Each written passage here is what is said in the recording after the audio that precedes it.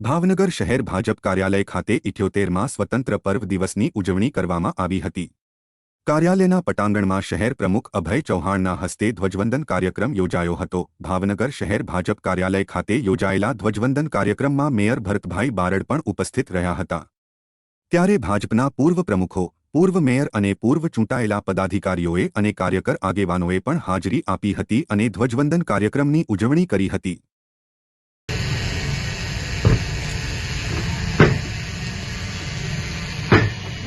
स्वतंत्र दिने शहर भाजप द्वारा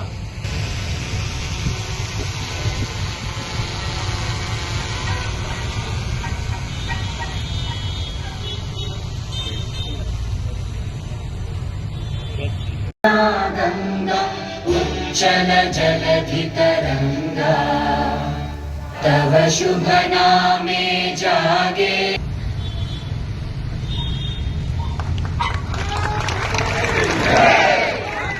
जनगत भाग्य विधाता पंजाब सिंध गुजरात मराठा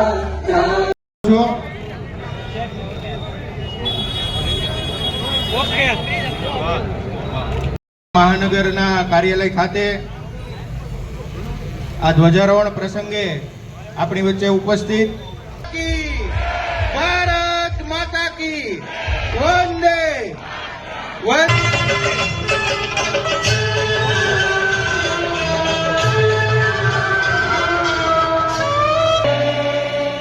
जय हे जय हे जय जय जय वास्तवમાં પરિણામ મળતું ક્યારેય ન હતું મિત્રો। આ દેશની જનતાએ 2024માં